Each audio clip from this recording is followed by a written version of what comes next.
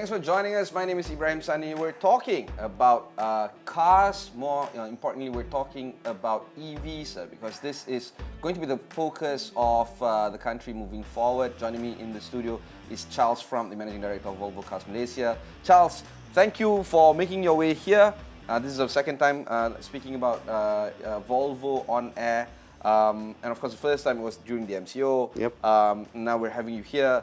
Things have changed a lot. Let's talk about the performance of Volvo car sales. How has Volvo Car Malaysia's sales performance been?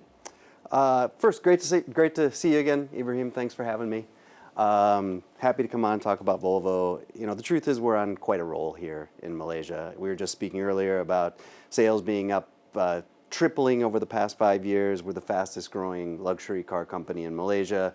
Last year, we were, I think, fortunate enough to see our sales increase 43% year over year, and this year we're still gaining on top of that. So it's a real positive story for us. Is it a function of more intensive marketing, or is it just the product itself is a little bit better? I think it's a little of both, right? I think that you know, if you look back, we've had a factory here in Malaysia since 1968, so we've been here a long time, and we've always built great cars. But I think one of the fundamental changes that we've made in the past 10 years or so is really leading in design and our shift towards Scandinavian design. So the cars look great. They're still the safest cars on the road.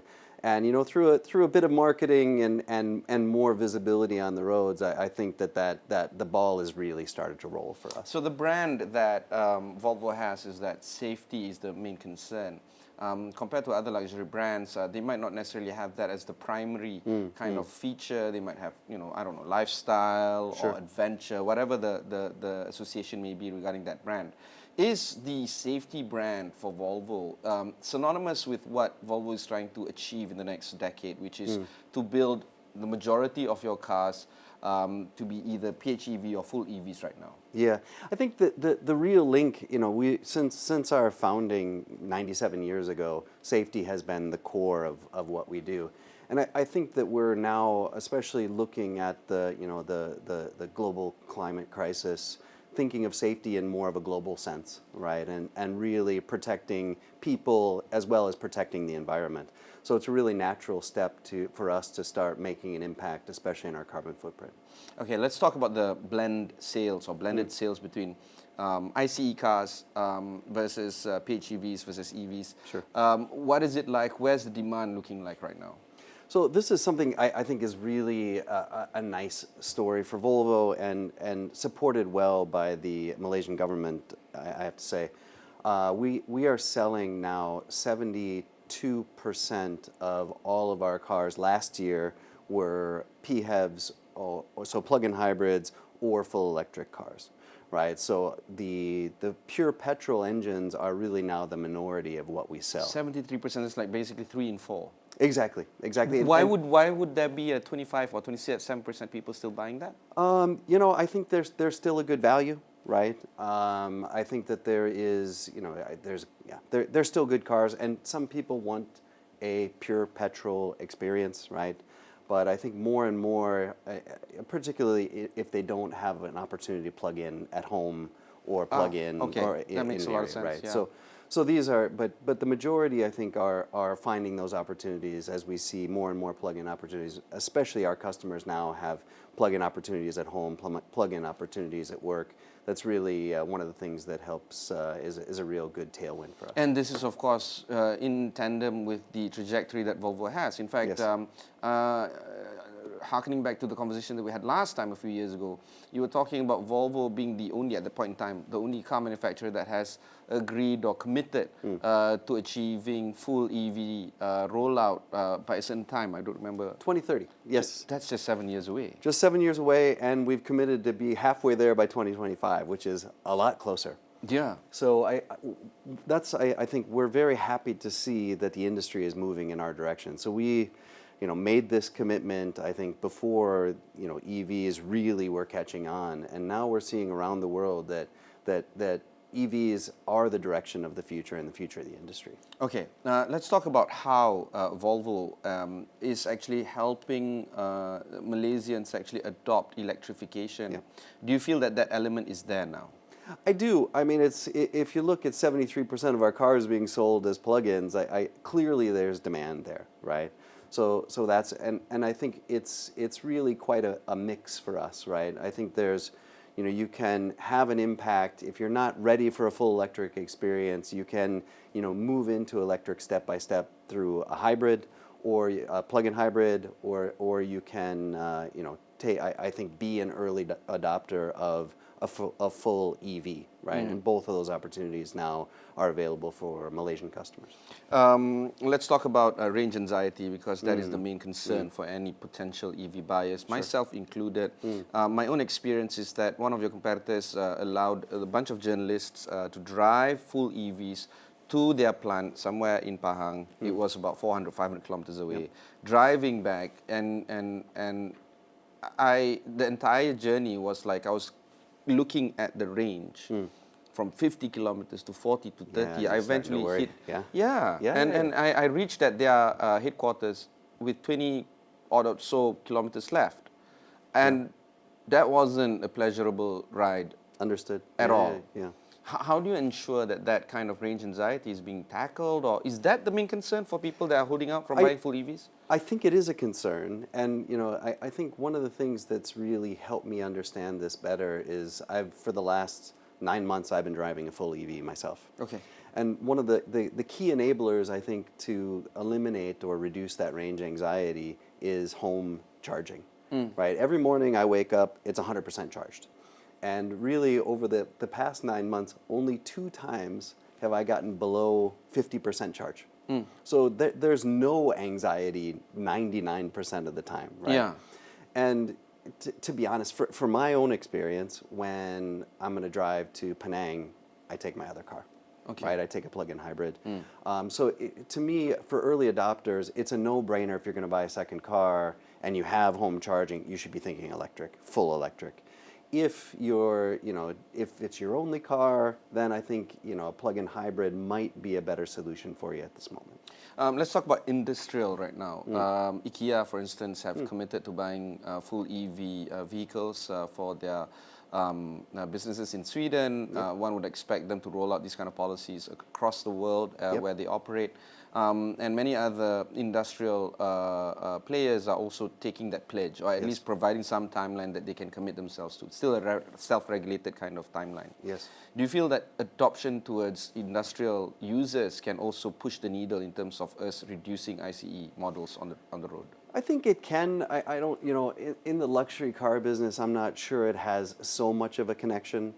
Right, I am proud to see our fellow Swedish brands making an impact. I know the MD of IKEA here is very devoted to a full electric experience. He's bought a Volvo truck to start, the first full electric truck to start their deliveries here. Oh wow! Right, so I mean, it's one of the things I think that really shows off our Swedishness, that environmental consciousness is really important to us. Speaking about Swedish consciousness, Sweden Innovation Day, we saw the Minister of International Trade gracing his presence there. Spoke to you at that. What would be some of the development when it comes to entrenching your business here in Malaysia for the luxury car segment? Well, good thing you bring. When I was driving with the minister, we took a ride in our C40 full electric, and one of the things we spoke about, and one of the things that I'd like to see the government continue to working on, is not so much the public infrastructure; it's the ability to have home charging. I think one of the things that I've really found that if you have a home charger, it really opens up the opportunity for full electric. And that really then eliminates this range anxiety. So I asked the minister to start thinking, of course, we want to have public infrastructure over the long term, so we can make a stop on the way to Penang and fill up and these kinds of things, and that will come.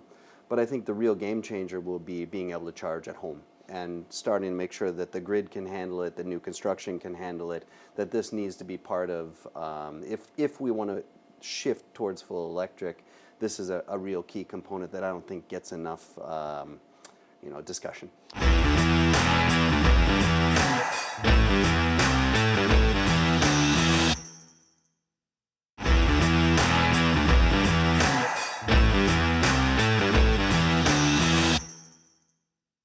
You know, the one thing that I remember from our last conversation is that you were talking about plug-in hybrid users. Majority of their time, 80%, 90% of their time, needs to have a charge at work and a charge at home, and you're practically sorted. Exactly. That's my case. I have a charger at the Astro campus. I have a charger at home, and that practically solves everything. But of course, I mean, my life is not just work and play. It's everything else as well. I go to the mall, whatever, right?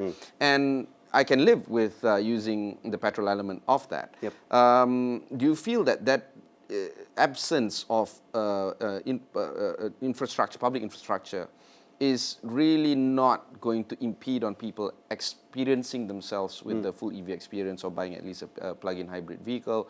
Or do you feel that the government is still, perhaps need to do a little bit more in terms of building that public infrastructure? Or do you think that game changer that you speak of is still home charging? I do think the game changer is home charging, but I think I take it from a luxury automotive perspective, right? So the majority of our customers live in high-end housing. They have multiple cars, and they have the ability to get chargers at home and work, right? And this is our demographic, and I think it is, and this is why I think that for luxury customers, you'll see electrification come quicker than the non-premium segment, right? So I think that it is a key differentiator, just who our customers are. Let's talk about the segment that you service right now, which is the luxury car segment. What are the 3 or 4 things that they consider? Is it the brand and what it speaks of? Is it the performance of the vehicles themselves? Which gives a higher priority over others when it comes to this segment? Yeah, I think it depends on the customer, of course, right? And I can tell you that the reason that people choose Volvo is, I mean, often and first and foremost is safety, right? We are the leaders in safety, always have been, always will be. And I think increasingly now is design, right? We have a unique Scandinavian design that stands out on the road, and I think many have chosen to drive our German competitors before, and now they're looking for something different, right? So I think these, when we look at our data, it's safety, design have really been the leaders in what is driving the purchase of Volvos. And of course, this is also in step with what you believe in, as in the firm believes that electrification is the way forward. There are naysayers in this EV industry where they say that personal owned vehicles, luxury or not, is not really the answer because we're still using coal to fire up our EVs. Yes. And the way forward should be of, say, for instance, public transportation, better, say, electric trains, for instance, or integrated bus terminal. Whatever it is, there's 1,001 ways for us to improve on the reduction of carbon emission for the means of transportation. How do you approach this topic of folks saying that cars, EV or otherwise, ICE, is okay, but it's still not moving the needle in terms of carbon emission? The better way is for us to move mass people with lower carbon footprint. How do you approach this topic? Well, I think in the only way we can. I mean, we're a luxury car business. I mean, in the luxury car business, and we build luxury cars, right? And I think that this is, for us, that looking out to 2020 or 2030, we're going to be a full electric company. That's already decided, right? We've stopped production or stopped development of internal combustion engines. We're only developing full electric. So I think for us, it's recognizing that we've been part of the problem, and in our sphere, what can we do to be part of the solution? And for us, that focus clearly on electrification. You can't solve those problems. We can't, and I think in the mid to near future, and even the long term, I think our customer base wants to own their own cars, right? Obviously, I would. Yeah, and I'm not saying I'm shying away from MRT. I still take the MRT. Me too, but we need to be realistic that luxury car customers want to drive luxury cars, and I don't see that changing But I also think what I do see change is I think they want to make a positive statement and make a positive impact on the environment, and this is a great way to do that. Globally, economic recession is happening around the world. In Malaysia, inflation is going up.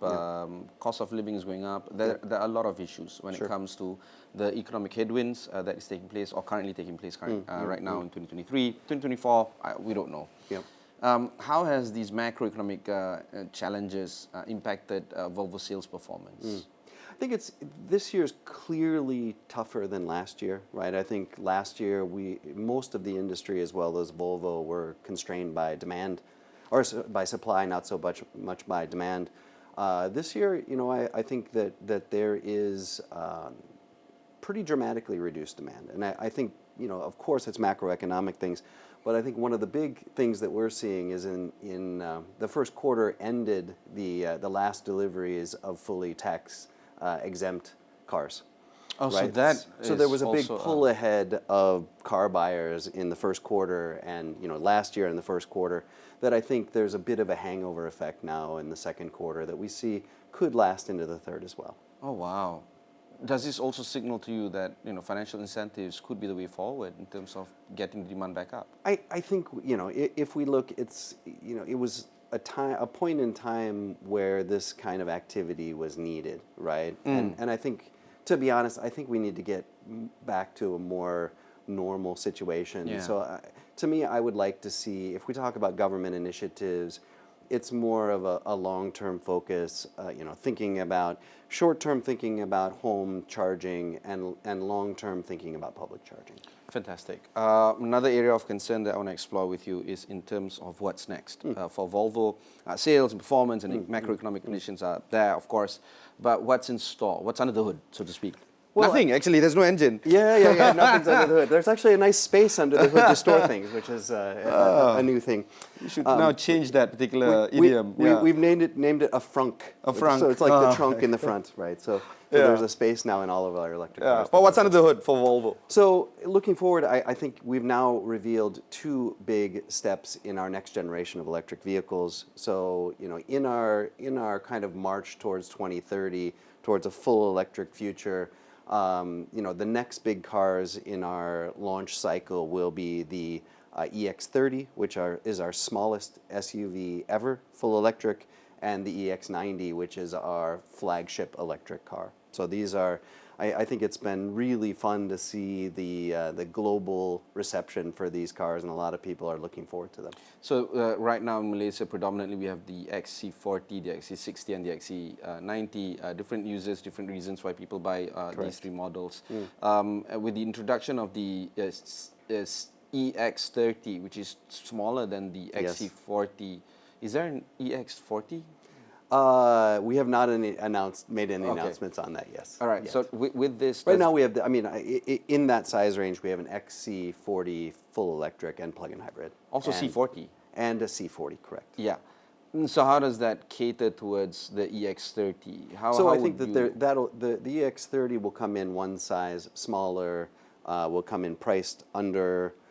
so I think it's it's a vehicle that in Malaysia and everywhere around the world we're looking to reach new customers that are new to the Volvo brand and give them an entryway into the brand. And that's an amazing way to come in. It's really exciting. It's really because exciting. there's nothing wrong with the XC40. I wanted to buy the XC40, but you still can. No, we just talked about the macroeconomic conditions. Okay, the EX90 is going to be the game changer. Yes. Replacing the XC90, and of course people are looking at this as being the not just the flagship model of Volvo, but perhaps the signifying moment of Volvo being the official car for the private sector, the public sector. How has the development been, and is Malaysia going to get involved in terms of rolling out for the models for the EX90? I mean, we have now a very long history of assembling cars here in Malaysia since 1968. This is a strategy that we plan to continue. We were the first automotive company to have a full range of plug-in hybrids that were built here. We are the first company to build full electric cars and export them from here. So this is, looking at, we're not, giving full announcement on this, but this has definitely been our strategy, and it's likely that this could happen going forward. And of course, now we need to talk about the sedans. Yes. Right now we have the S60, S90. How is that being done when it comes to rolling out full EV models for these kind of classifications? Yeah, I think we are in, if you look at our history of how we roll out cars, right? I mean, this is, we have a new platform that we reveal. So that has been the EX90 that has now been revealed along with the EX30. And then we have a cadence where we then, use that platform to roll out sedans as well as SUVs. Okay. Looking regionally, how has the development been with Volvo cars for our partners here in Southeast Asia? And do you feel that moment of the consumer demand for these different regions are now aligning with each other? Or are there markets that are differently approaching this? Yeah, I can't speak too much about the other markets being responsible for Malaysia, but what I can say is when we look at what we're exporting here, we're exporting to Vietnam, exporting to Thailand, now newly exporting to Indonesia. These are growing markets. Our volumes are moving up very, very quickly. So, I think the future is bright for exporting from Malaysia into our ASEAN partners. Does that mean you're also increasing the plant capacity right now? So far, the plant capacity has been enough, but I think as we look forward into our future volumes, that's something we'll have to consider. And perhaps, do you know why Volvo started with Malaysia when it comes to the plant being here? No, to be honest, I mean, don't like know many that years history. ago. Yeah, it's many years ago, and I guess one of the things, the why is maybe lost to history, but I think that the reason that we have it now is that it's an incredibly well-performing factory for us. It's very much appreciated by the government, very well supported, and I think it's something that has been a real treasure for Volvo, and I think at least that's the reason why we kept it over the years. The first time we spoke, you were just here in Malaysia, you just arrived from India, having led the Volvo business there. Yes. You've been here for a few years now. Yes. What's your take on Malaysia, the industrial aspect of Malaysia, the luxury car industry for Malaysia, or the space there? How do you feel Malaysia is going to be like in the years to come? I think to be, when I look at Malaysia, I'm really happy to see that there is the interest in electrification and changing to a more environmentally friendly footprint, right? And that I didn't know if it was going to be here because I had concerns. I hear, of course, there's always been subsidies of fuel. There's been some discussions about raising electric prices. But I think that there is, and we continue to see a good demand for full electric cars and plug-in hybrids. And I think that, regardless of policy, I think that that's going to continue. So if I look, especially, we look not only at Volvo, but all of our competitors are launching, one after another new electric cars. And I think that Malaysia is going to be an electric market very soon. All right, fantastic. Final comments before we conclude our conversation? No, it's just been very good to see you. It's fun to come in and talk about the business, and looking forward to seeing you again. Fantastic. That was Charles Frum, the Managing Director of Volvo Cars Malaysia. If you want to learn more, just head off to their website. Also, you can learn more about the electrification industry here on Astro AWANI. Just go to astroawani.com to find out more there. My name is Ibrahim Sani. Catch you in the next one.